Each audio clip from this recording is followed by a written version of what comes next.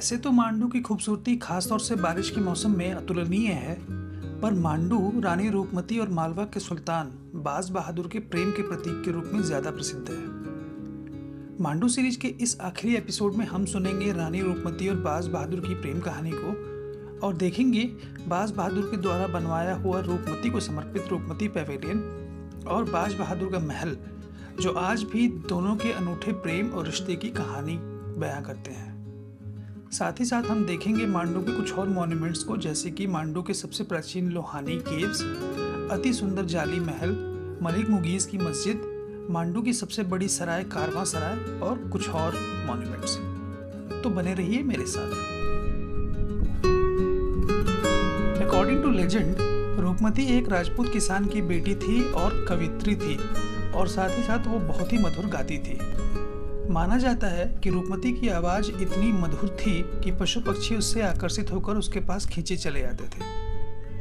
बाज बहादुर को शिकार का बहुत शौक था और एक ऐसे ही शिकार के दौरान बाज बहादुर को जंगल के बीचों बीच रूपमती के गाने की आवाज सुनाई दी। जब उस गीत से मंत्रमुग्ध होकर बाज बहादुर वहां पहुंचा तो उसने पाया कि रूपमती को चारों तरफ से ढेर सारे पशु पक्षियों ने घेर रखा था। रूपमती की सुंदरता और आवाज पर मोहित बाज बहादुर को रूपमती से प्यार हो गया और उसने रूपमती के सामने विवाह का प्रस्ताव रखते हुए अपने साथ राजमहल चलने के लिए कहा। रूपमती नर्मदा नदी की आराधना करती थी और उसने बाज बहादुर के सामने शर्त रखी कि वो तभी उसके साथ चलेगी जब वो रोज अपने आराध्य रीवा यानी कि नर्मदा की पूजा अर्चना कर सके। अब समस्या ये थी कि नर्मदा नदी मांडू के बीच से नहीं बहती है। इस पर बाज बहादुर ने रूपमती से वादा किया कि वो रूपमती के लिए मांडू में एक ऐसा महल बनवाएगा जहां से रूपमती जब चाहे तब नर्मदा के दर्शन कर सकती है। इसी वादे के मुताबिक बाज बहादुर ने मांडू के दक्षिणी छोर पे एक पहाड़ी पर रूपमती के लिए महल बनवाया। वैसे तो रूपमती पैवेलियन के बनने से पहले इस पहाड़ी पे मांडू के सुल्तानों के द्वारा आर्मी ऑब्जर्वेशन पोस्ट बने हुए थे। बाज बहादुर ने उनके ऊपर सैंडस्टोन से एक महल बनवाया जहां से नीचे नर्मदा नदी को अपनी घाटी में बहते हुए देखा जा सकता है। साथ ही साथ उसने रीवा कुंड भी बनवाया जिसमें नर्मदा से पानी लाकर रखा जाता था। रूपमती पैवेलियन की खूबसूरती इसलिए अनूठी है क्योंकि इसमें राजस्थानी और मुगल दोनों आर्किटेक्चरल स्टाइल्स एक साथ देखने को मिलती हैं।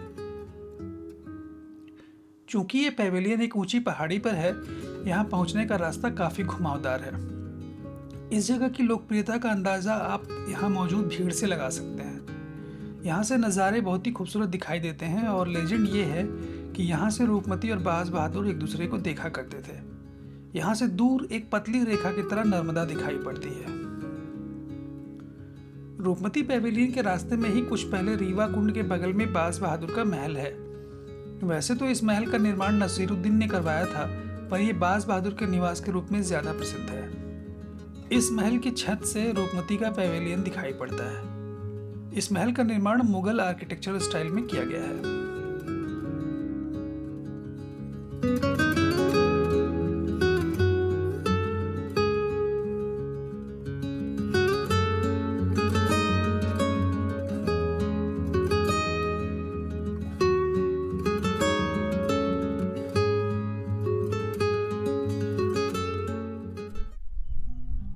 मांडू के स्कैटर्ड मॉन्यूमेंट्स में से एक छोटा पर बहुत ही खूबसूरत मॉन्यूमेंट है जाली महल।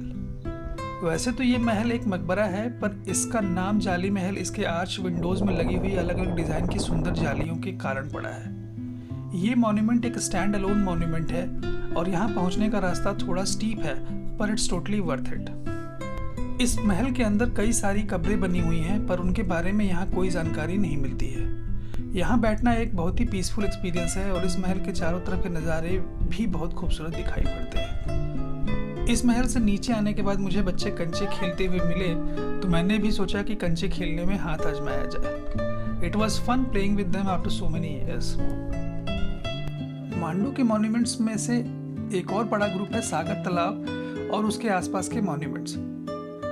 मांडू लेक के अपोजिट साइड में कई मॉन्यूमेंट्स हैं जिन्हें कलेक्टिवली सागर तालाब ग्रुप ऑफ मॉन्यूमेंट्स कहा जाता है। इस ग्रुप में जो मॉन्यूमेंट्स हैं वो है अज्ञात महल, दाई का महल, दाई की छोटी बहन का महल, सागर तालाब, कारवां सराय, मलिक मुगीज की मस्जिद एटसेट्रा। इस कॉम्प्लेक्स के अंदर जाने के लिए 2 रास्ते हैं, एक मांडू लेक के अपोजिट सड़क को पार करके और दूसरा मलिक मुगीस की मस्जिद के बगल से।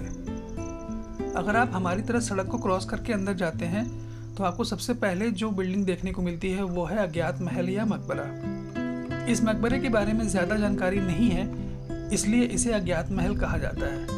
एक ऊंचे से चौकोर चबूतरे पर बने हुए इस मकबरे तक पहुंचने के लिए सीढ़ियां बनी हुई हैं, जिससे ऊपर पहुंचने के बाद आपको इस मकबरे की सिंपल सी बनावट दिखाई पड़ती है। इस मकबरे के अंदर कोई कब्र नहीं है, अंदर से संकरी सीढ़ियां बनी हुई हैं, जिससे आप चाहें तो इस मकबरे की छत तक जा सकते हैं, जहां से इस पूरे कॉम्प्लेक्स और इसके अंदर के मॉन्यूमेंट्स के नज़ारे बहुत सुंदर दिखाई पड़ते हैं। इस मकबरे के थोड़ा आगे जाने पर आपको मिलता है दाई का महल। ये महल शायद पुराने ज़माने में मांडू के राजाओं की दासियों के रहने के लिए बनाया गया था। इस 2 मंजिला इमारत के निचले माले में कमरे बने हुए हैं और ऊपरी माले में 2 गुंबद। हालांकि ऊपर के माले का ज़्यादातर हिस्सा अब ढह गया है, पर इस इमारत के अवशेष इसकी भव्यता को दर्शाते हैं। मुझे तो इस पूरे कॉम्प्लेक्स में मलिक मुगीस की मस्जिद के बाद ये सबसे सुंदर इमारत लगी। इसके बगल में ही एक तालाब है जिसे सागर तालाब कहा जाता है। दाई के महल की बाईं तरफ थोड़ा आगे जाके है दाई की छोटी बहन का महल। ये किसी महिला का मकबरा है जो अष्टभुजाकार यानी कि ऑक्टागोनल शेप में बना हुआ है। इस मकबरे के ऊपर का गुंबद और इसमें लगी हुई टाइल्स बहुत खूबसूरत लगती हैं।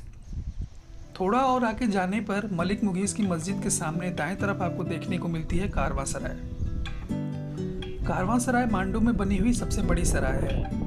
वैसे तो ये सराय लाल सराय की तुलना में काफ़ी बड़ी और वेल प्रिजर्व्ड है। मुझे आर्किटेक्चरली लाल सराय ज़्यादा खूबसूरत लगी। इस सराय के गेट के अंदर आने के बाद आपको एक विशालकाय अहाता दिखाई पड़ता है, जिसके चारों तरफ मेहराबदार कमरे बने हुए हैं। इस सराय का निर्माण 1437 ईस्वी में हुआ था और ये उस समय की यूरोपियन सरायों से काफ़ी मिलती जुलती है। कारवां सराय के ठीक सामने स्थित है मलिक मुगीस की मस्जिद। इस मस्जिद का निर्माण 1452 ईस्वी में महमूद खिलजी के पिता मलिक मुगीस ने करवाया था।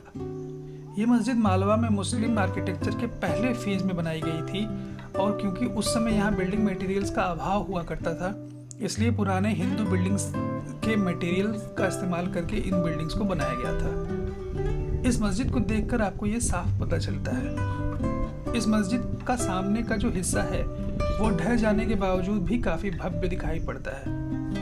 यहाँ स्थित आर्चेस क्लियरली हिंदू आर्किटेक्चर को दर्शाती हैं। इस मस्जिद के अंदर एक चौकोर अहाते के चारों तरफ पिलर्ड बरामदे हैं और इन पिलर्स के ऊपर की नक्काशी काफ़ी खूबसूरत है। ये मस्जिद हैंड्स डाउन मांडू के सबसे खूबसूरत मॉन्यूमेंट्स में से एक है। मांडू के सफ़र के दौरान जिस मॉन्यूमेंट को हमने सबसे लास्ट में विजिट किया वो आयरॉनिकली मांडू की सबसे पुरानी जगह है, यानी कि लोहानी केव्स। 11वीं या 12वीं शताब्दी में बनी हुई ये केव्स मांडू में मुस्लिम सेटलमेंट के पहले की हैं और हिंदू शैव संप्रदाय से जुड़ी हुई हैं।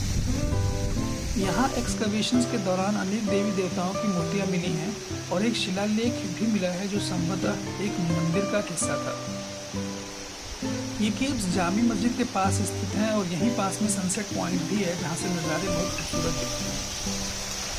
इन केव्स का प्रयोग शायद ऋषियों के द्वारा रहने के लिए किया जाता था। इन केव्स तक पहुंचने के लिए सीढ़ियां बनी हुई हैं, पर जब हम बारिश के मौसम में वहां गए थे तो लगातार पानी बहने की वजह से उन सीढ़ियों पर खतरनाक फिसलन थी और फिसल कर गिरने का डर था। इसलिए अगर आप बारिश में जा रहे हैं तो इस बात का ध्यान जरूर रखें। तो ये रहा दोस्तों मांडू सीरीज का तीसरा और आखिरी एपिसोड। मांडू सच में एक बहुत ही खूबसूरत जगह है और मैं आपको बिल्कुल रेकमेंड करूंगा कि अगर हो सके तो मानसून के दौरान आप इसे ज़रूर विजिट करें। आशा करता हूं कि आपको ये सीरीज पसंद आई होगी। अगर आपको ये सीरीज अच्छी लगी हो तो please share it with your loved ones. अभी के लिए बस इतना ही, मिलते हैं नेक्स्ट वीडियो में। Thank you.